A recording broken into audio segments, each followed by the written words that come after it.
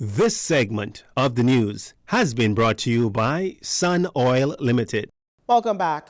A major announcement coming for residents of Grand Bahama, a long-awaited announcement on what the government proposes to do with the Grand Bahama International Airport.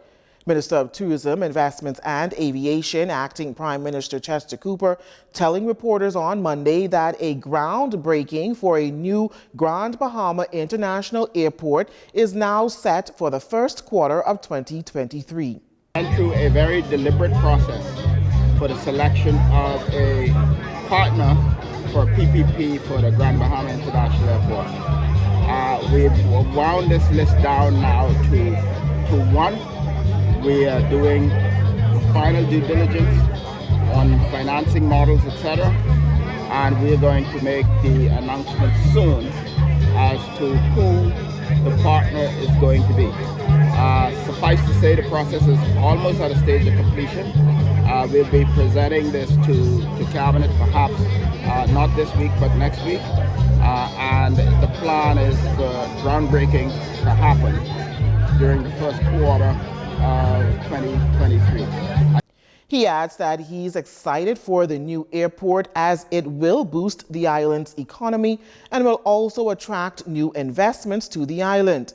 Now, while being vague about any other details, the aviation minister also revealed that phase 1 of the international airport is expected to be completed by January 2025.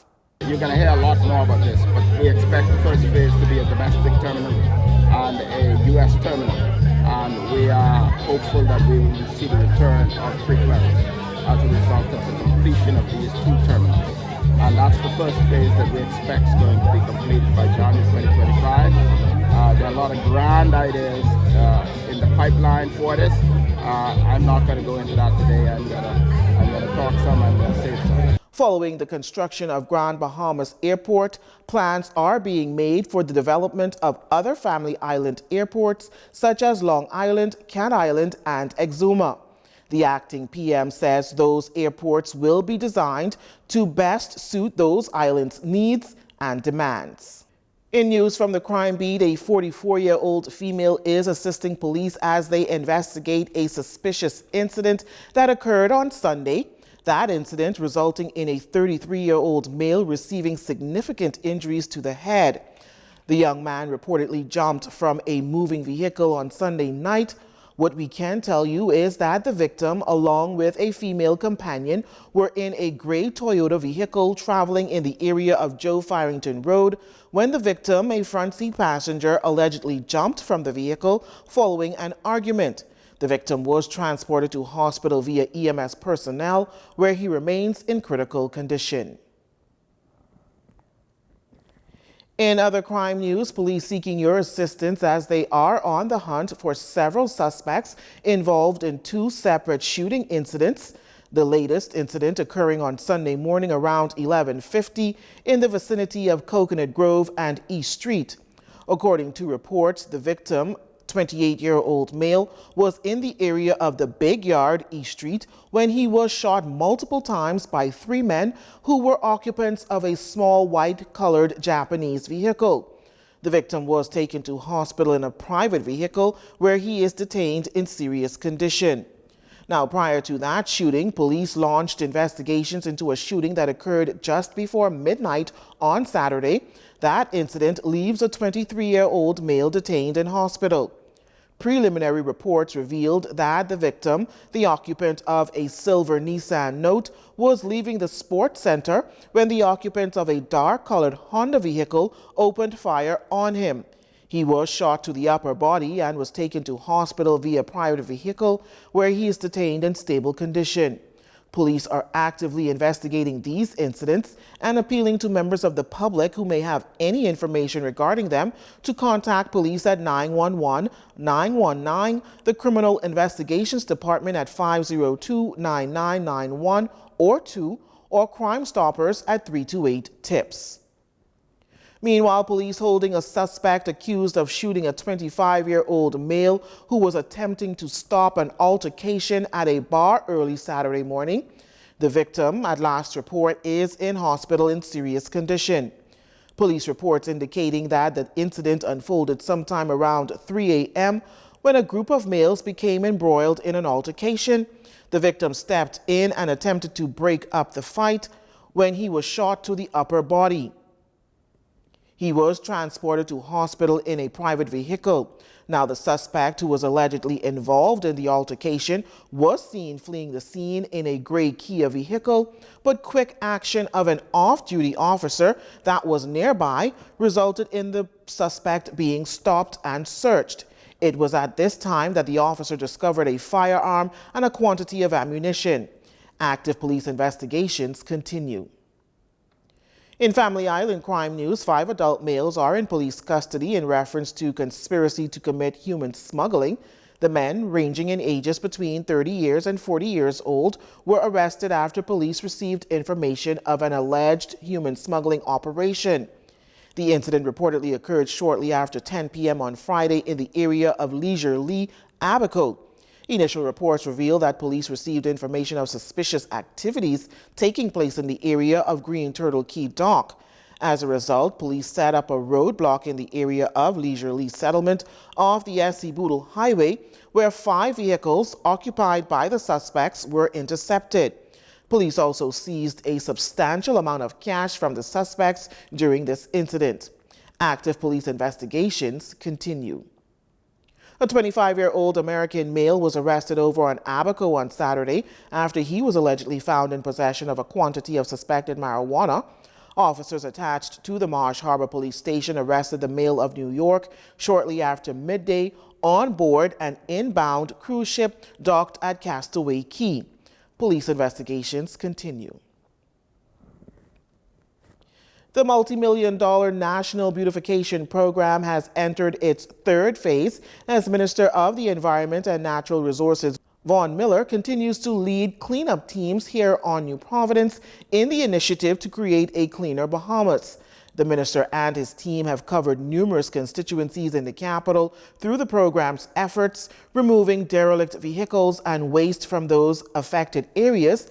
And now he says the focus is on clearing of lots that have experienced dumping by citizens and the introduction of clean spaces. And it's areas like this that we are so disappointed that the indiscriminate dumping, where here it is to dump on the ecology site, what we call the landfill, is absolutely free. Doesn't cost a penny, doesn't cost a dime. As a matter of fact, in most instances, persons who are paid, they include in their expenses for clearing lots and landscaping, they are paid to go and dump to the landfill, and they never make it to the landfill or to the ecology park. Instead, they find areas like this in constituencies throughout New Providence, and they do what we call indiscriminate dumping.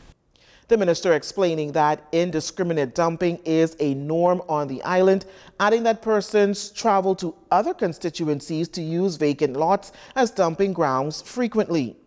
Yes, what we've discovered with the indiscriminate dumping, regular disposable from homes, like we have old stoves, old refrigerators, old furniture. When they are cleaning person's yards and landscaping, they pack the bags, discard them. When for persons, the regular waste garbage, pack bags, dispose of them.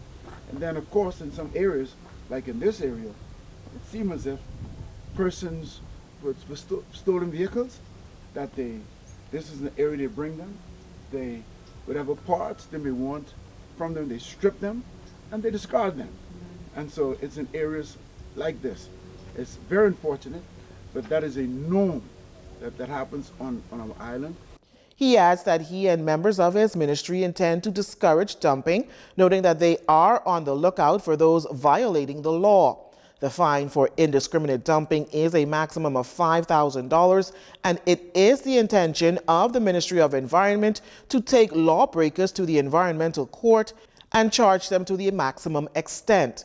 This national cleanup campaign began earlier this month as an initiative to have the Bahamas clean and pristine as we are on the road to the country's 50th independence. And the construction of a projected $3 million homeless shelter set to be underway by the Great Commission Ministries, GCM. Bishop Walter S. Hanchel spoke on his ministry's plans to build Hope City, a 100-bed modern facility situated on Carmichael Road. It is understood that though Hope City is available for anyone in need, it will give catering preference to single mothers in need in a manner that upholds their dignity while also providing food, bathroom facilities, and shared recreational spaces. Living in abandoned buildings, living in derelict vehicles with their children, and they have nowhere to lay their heads. This has bothered us, and we have decided to do something about it. And for too long now, this problem has been with us. And with all of the resources in our country, something has to be done. We are in the process of constructing a facility that will cost us $3 million, but it is very much needed for those mothers and homeless fathers to take them off the street and give them back some dignity as they rebuild their lives, as they try to get their jobs back, and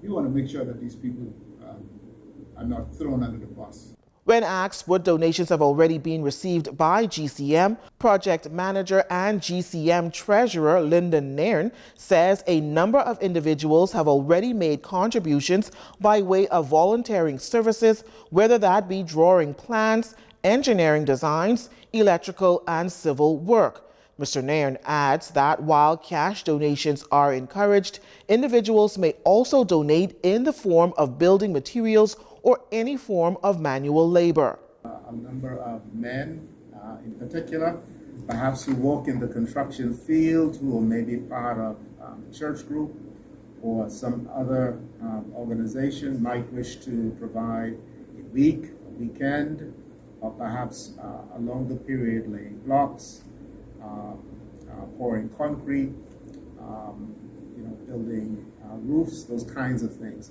So we're going to be able to facilitate all of those endeavors. And so basically the long and short of it is we're asking the Bahamian people to give consideration to how each one of us can make a contribution and help out.